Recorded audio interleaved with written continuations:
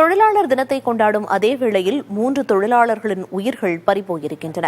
விருதுநகர் மாவட்டம் ஆவியூர் பகுதியில் செயல்பட்டு வந்த தனியாருக்கு சொந்தமான கல்குவாரியில் இந்த விபத்து நேரிட்டது. விபத்தில் 8 பேர் காயமடைந்துள்ளனர். ஆவியூரில் ராஜபாளையத்தைச் சேர்ந்த ராஜ்குமார் என்பவருக்கு சொந்தமான கல்குவாரியில் இந்த விபத்து ஏற்பட்டுள்ளது. விபத்து நடந்த இடத்தில் இந்த வாகனங்களின் நிலையை பார்த்தாலே புரியும் இதன் தீவிரம். குவாரியில் வெடிபொருட்களை இருப்பு வைக்கும் குடோனுக்கு டெட்டனேட்டர் உள்ளிட்ட வெடிபொருட்கள் வேன் மூலம் கொண்டு வரப்பட்டன. இந்த வெடிபொருட்களை குருசாமி, துரை மற்றும் கந்தசாமி ஆகியோர் கையாண்டு கொண்டிருந்தனர். அப்பொழுது எதிர்பாராத விதமாக பயங்கர சத்தத்துடன் வெடித்து சிதறியது.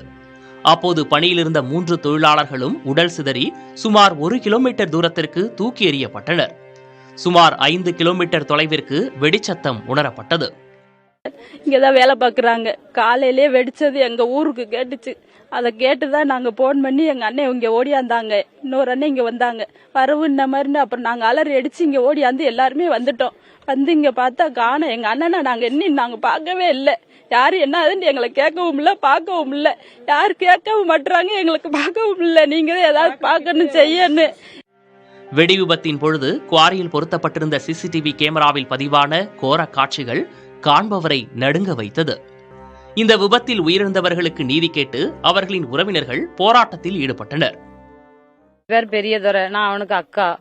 அவனுக்கு 27 வயசு தான் ஆகுது. இப்ப 4 வருஷமா அங்க வேலை பார்க்கான், ஏத்தான் இறக்கான், எல்லாமே அவன் பார்க்கத்தான் செய்தான். இவங்க அப்படி அவனுக்கு தெரியாதுன்னா அவனை இவ்வளவு நாள் எப்படி இந்த கம்பெனில வச்சிருந்தாங்க? எதுக்கு வச்சிருந்தாங்க? அப்பவே இவனை போச்சு சொல்லியிருக்கோம். எல்லாம் அவனுக்கு தெரிய போய் தான் அவனை வச்சிருந்து, அவன் ஓனர் கைக்குள்ளேயே தான் இவனை வச்சிருந்து எல்லா வரவு செலவுமே இவன் தான் பாத்துக்கிட்டு வந்தோம்னு எங்கிட்ட சொல்லுவான் சார். கணக்கு வழக்கு சம்பளம் போட எல்லாமே இவன் தான் பாப்போம்னு சொல்லுவான். வீட்டுக்கே வரமாட்டேன். என்னைக்காச்சும் மாசத்துல ஒரு நாள் அப்படித்தான் எது முக்கியமான வேலை நான் மட்டும்தான் ஊருக்கு வருவான். இங்கதான் தங்கி இருந்து தான் வேலை பார்த்தான் சார். என் தம்பி உயிருக்கு எங்களுக்கு வேணும். ஆமா, உயிர் பதில் வேணும். இல்லாட்டி நாங்க இங்க இருந்து போக மாட்டோம். நிரந்தர குவாரியா முடியும் கோரிக்கை தான். இப்ப இழந்தது 3 பேருன்னு சொல்லியாச்சு. இல்ல பாடியை திருப்பி தூக்கி இருந்தா யார போய் பதில் கேட்கறது? ஆமா இருக்கு. ஏன்னா கிராமத்து ஆளுங்க. ஏன்னா காலையில ஒருத்தவங்க கஞ்சி கொண்டு வருவாங்க.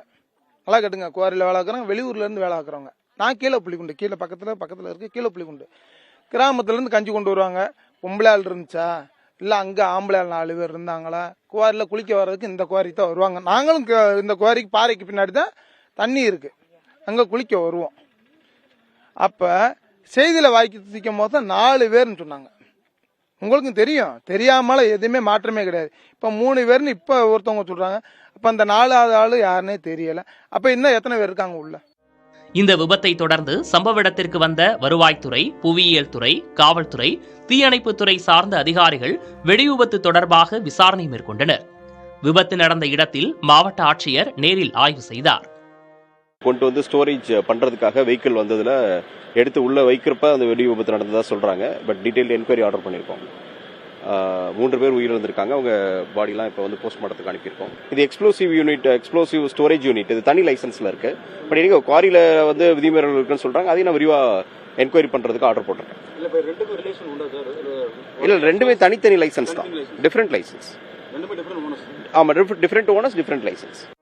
இந்த தனியார் கல்குவாரியில் வெடிபொருட்களை இருப்பு வைப்பதற்கு மாவட்ட நிர்வாகம் சார்பாக அனுமதி எதுவும் வழங்கப்படவில்லை. குவாரியில் வெடிபொருட்களை இருப்பு வைப்பதற்கு சென்னை கனிம வளத்துறையிடம் இருந்து சுமார் 1500 கிலோ வரை வெடிபொருட்களை இருப்பு வைப்பதற்காக குவாரி நிர்வாகம் அனுமதி பெற்றுள்ளதாக வருவாய்த்துறை அதிகாரிகள் தெரிவித்தனர்.